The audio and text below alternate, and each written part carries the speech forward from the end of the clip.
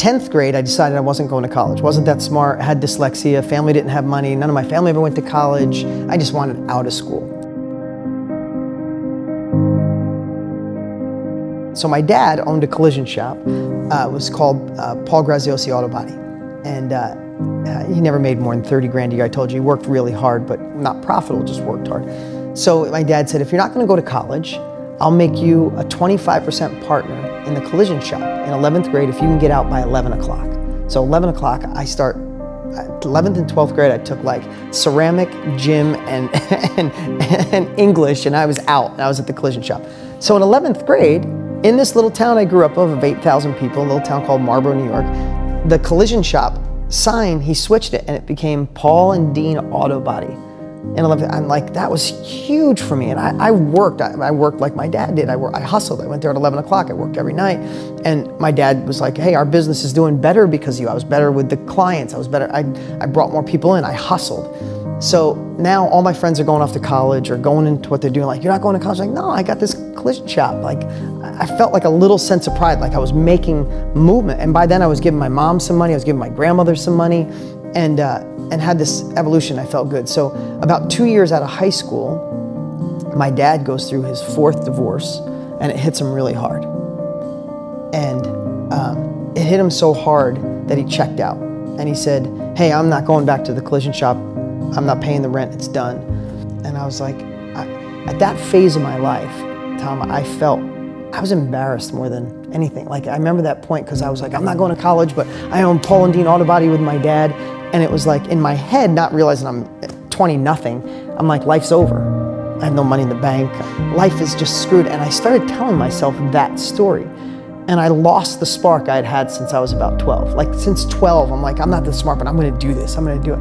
And I lost it. And I'm going to friends like, hey, if your dad or anybody you know needs a car fix, I'm doing it out of my garage. And I know my friends are like, But I remember being in there and saying to myself, like, what the hell am I doing telling myself this crap?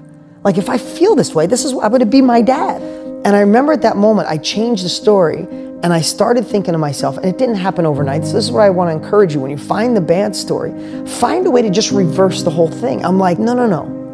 Because I don't have a college degree, I'm gonna fight and I'm gonna do this. Because I was always small, I'm gonna do this. Because I have no money, I'm gonna do this. Because my friends think I can't, I'm gonna do this. And all of a sudden, I started changing this story, not overnight, but over weeks, it became my empowering story. I wasn't looking at a deficit. I'm like, screw you guys. You think I'm not gonna do this because I don't have what you have? I'm gonna blow right past you, whether that's a good thought or not. At the time, it served me.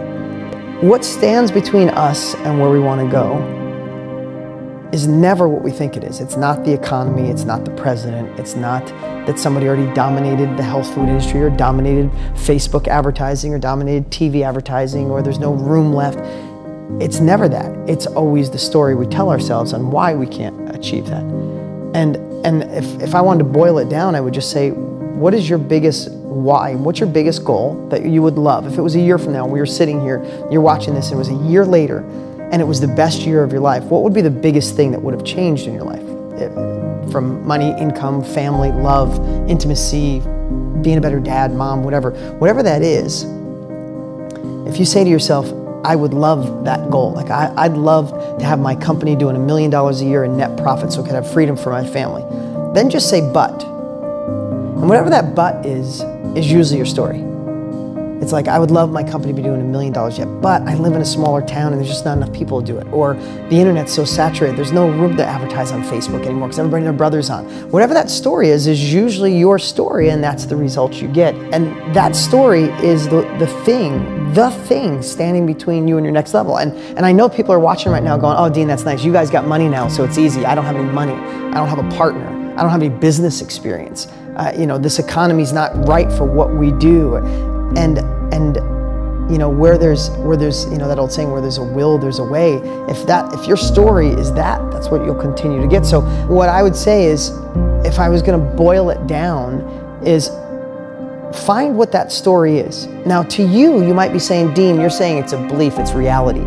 and maybe it's phase 3, but reality is nothing more than our perception of a situation, right? We all know that. You've read that about, you've watched it on Tom's show, everybody has said it, but maybe this is the first time you actually think about it, that reality you think is holding you back is really just the story. So there's 2 things I say, is go find somebody else with that same story.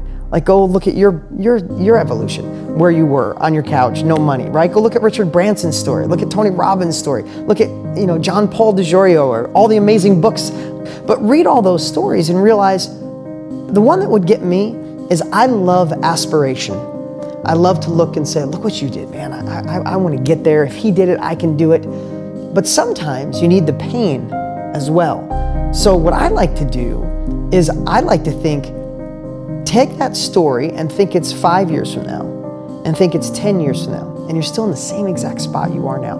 You're still worried, you still have envy, you still want more, you desire more, you want to take care of your family, you want to provide more, and think that story, those 2 sentences, is the thing holding you back. Do you really want to give that story that much power?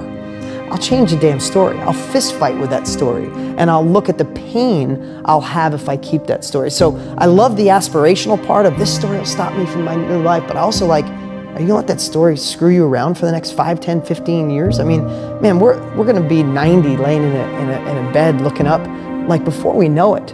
And do you wanna think I squeezed all I could out of life, or did I let just beliefs that other people gave me hold me back?